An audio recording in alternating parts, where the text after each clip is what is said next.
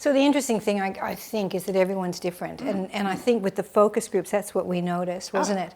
That there are, what we think is normal for us, and we can blather on about what's okay for us, is not normal for other people. There's a huge continuum. I think it's really interesting because we always think that we're the same as everybody else, but we're not. No. And I think that's all normal. That's a normal. huge continuum of normal, isn't there? Absolutely. So I think that's really important that we make sure that if we're going to be talking about this, that we factor that in, that we understand that this is just our view, that there's a huge variation of normal. When we go to those focus groups, that everyone's normal is fine within. Absolutely. And the other thing that I've noticed as I get older is that what's normal for me on one day, like when we might have filmed before, that was normal. Today, because I've done my knee and I've done this and I'm really achy, and that's my normal today, which is so different. So when we hear in the focus groups, for instance, that some people, and it was really disturbing to hear this, they can't even get doors open in public facilities, like for instance health centres, that I understand that much more because I'm aching today and I probably couldn't do it as well as I could 3 weeks ago. Doors are heavy.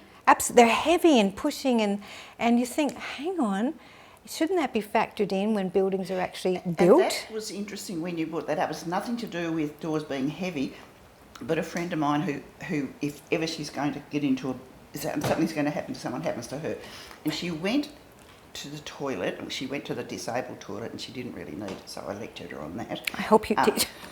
But she went in, closed the door, and then was in a rush to go out, and couldn't pull the door, and got in a real, It'd be scary. And because then she realised that it just slid.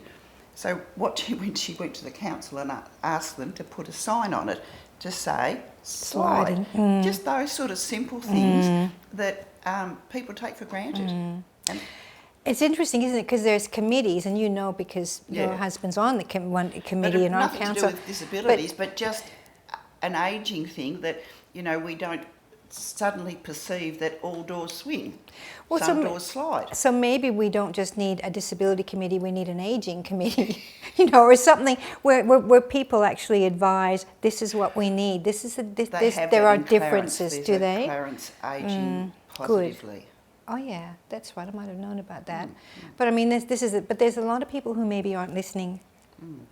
I think when it comes to actually building and finances and funding, I think there's people perhaps not listening to what people who are older and have disabilities actually need. Or just and people who are older, women who are older. Yeah, so we've certainly heard that in the focus groups. Yeah. But there's a lot of people who find that accessibility is an issue, that even what sort of exercise you can do in different parts of the state, there's an issue there, because some people who have trouble weight bearing would be wonderful in pools, but the pool's not right. The temperature's too cold, or they're too warm.